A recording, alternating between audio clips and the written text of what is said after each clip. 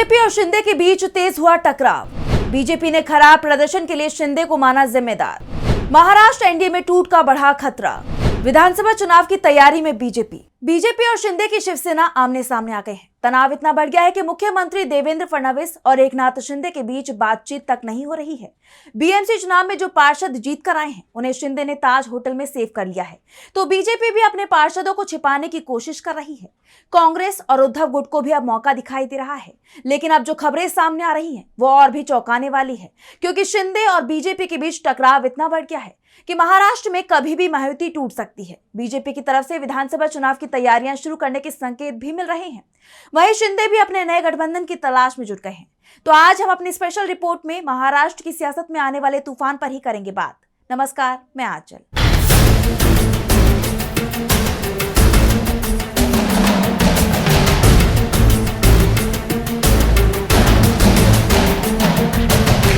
क्या महाराष्ट्र विधानसभा भंग होने वाली है? 2 महीने में देश में 5 की जगह अब 6 राज्यों में विधानसभा चुनाव हो सकते हैं। दरअसल तमिलनाडु, केरल, पुदुचेरी, पश्चिम बंगाल और असम में तो पहले से ही विधानसभा चुनाव कराने की तैयारी चल रही है। 21 फरवरी तक इन सभी राज्यों की फाइनल वोटर लिस्ट सामने आ जाएगी, जिसके बाद कभी भी विधानसभा चुनावों का ऐलान हो जाएगा। लेकिन अब खबर ये आ रही है कि इनमें महाराष्ट्र का नाम भी शामिल हो सकता है, यानी महाराष्ट्र में भी चुनाव कराए जा सकते हैं, जिसे लेकर कांग्रेस के प्रदेश अध्यक्ष हर्षवर्धन सपकाल ने बड़ा दावा किया है। तो कांग्रेस अध्यक्ष ने क्या कहा है, पहले हम आपको वो बताते हैं। हर्षवर्धन सपकाल का कहना है कि भाजपा और शिवसेना सत्ता के लिए साथ आए लोग हैं। दोनों दलों ने मिलकर चुनाव लड़ा था और जनता ने बहुमत दिया है, लेकिन 100 घंटे से ज्यादा का वक्त हो चुका है। अब तक इन लोगों को फैसला कर लेना चाहिए था कि मेयर कौन बनेगा, किस दल से बनेगा। मुझे लगता है कि दोनों दलों में मेयर को लेकर खींचतान जारी है, इसलिए अभी तक मेयर को लेकर कोई फैसला नहीं हो पाया है। अगर बात नहीं बनती है तो फिर महाराष्ट्र में विधानसभा भी भंग हो सकती है। विधानसभा के मिड टर्म पोल कराए जा सकते हैं। कांग्रेस की तरफ से साफ साफ कह दिया गया है कि जल्द ही तस्वीर साफ नहीं होती है तो फिर विधानसभा चुनाव की तैयारियां शुरू करनी होंगी, क्योंकि जिस तरह का टकराव इस समय महायुति में चल रहा है उसके बाद ये सरकार अब ज्यादा दिनों तक चलने वाली नहीं दिख रही है। अजीत पवार को लेकर तो पहले से ही कहा जा रहा है कि वो कभी भी महायुति को छोड़ सकते हैं। जिस तरह का दबाव इस वक्त अजीत पवार के ऊपर दिखाई दे रहा है उसके बाद से ही उन्होंने चुप्पी साध रखी है। ये चुप्पी बड़े तूफान का संकेत मानी जा रही है। निकाय चुनावों के नतीजे आने के बाद देवेंद्र फडणवीस ने कैबिनेट की बैठक बुलाई थी। अजीत पवार ने उसका भी बहिष्कार कर दिया था। ऐसे में संकेत इस बात के हैं कि अजीत पवार कभी भी महायुति छोड़ सकते हैं और एकनाथ शिंदे भी महायुति से अलग हो सकते हैं। तो फिर महाराष्ट्र में महायुति के हाथ से बहुमत फिसल जाएगा।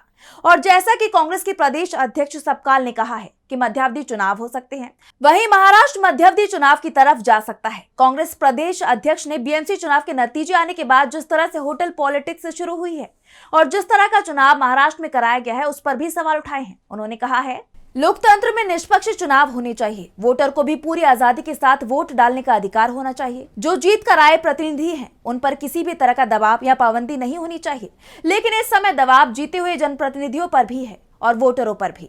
होटल पॉलिटिक्स का मतलब साफ है कि उन्हें जेल में रखा जा रहा है। वैसे शिंदे के पार्षद भले ही ताज होटल में बंद हो, चारों तरफ शिंदे के शिव सैनिक पहरेदारी कर रहे हों, लेकिन शिवसेना यूबीटी सांसद संजय राउत ने साफ कह दिया है कि संपर्क करने के बहुत से तरीके होते हैं। वैसे भी जो पार्षद नजरबंदी में नहीं है, क्या वो किसी के संपर्क में नहीं है? वैसे खबरें तो ये भी आ रही थी कि एकनाथ शिंदे की शिवसेना के 1 दर्जन से ज्यादा पार्षद उद्धव ठाकरे के संपर्क में हैं। कारण साफ है कि शिवसेना के पार्षद, चाहे वो उद्धव गुट के हो या फिर शिंदे गुट के, दोनों ही मेयर पद बीजेपी को नहीं सौंपना चाहते और बीजेपी अकेले अपना मेयर बनवा नहीं सकती, इसलिए विपक्ष को अपना मेयर बनवाने का मौका दिखने लगा है। खास तौर पर शिवसेना यूबीटी के पास ये मौका दिखाई दे रहा है।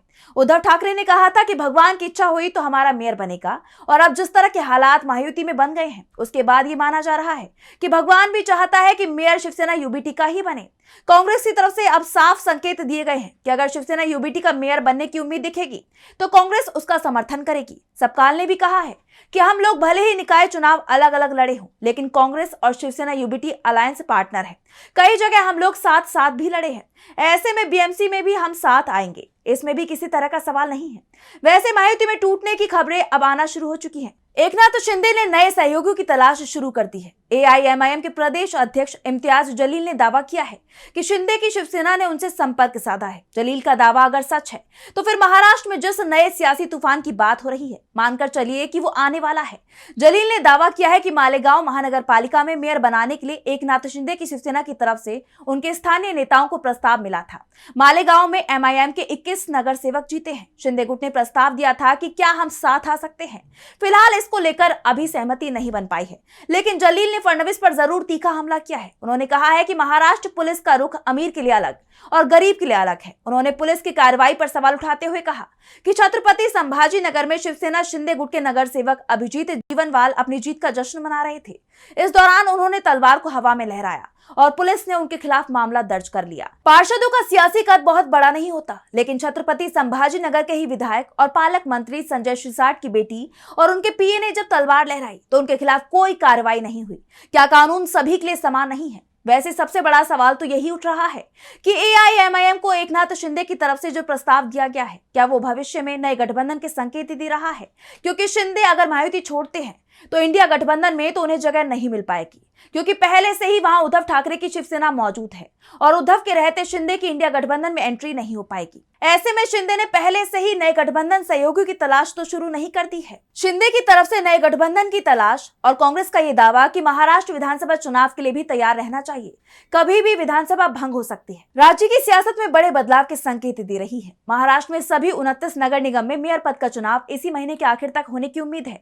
ऐसे में ये तय माना जा रहा है कि मेयर पद के लिए जो समीकरण बनेंगे उससे ही महायुति का भविष्य भी तय होगा, क्योंकि पेच सिर्फ मुंबई में ही नहीं फंसा है, बल्कि आधा दर्जन से ज्यादा नगर निगमों में पेच फंस चुका है। अगर शिंदे और बीजेपी के बीच सहमति नहीं बन पाती है तो बीजेपी जो अभी तक ये दावा कर रही थी कि 29 नगर निगम में से 25 पर उसका मेयर बनेगा, तो ये संख्या 15 से भी कम हो सकती है।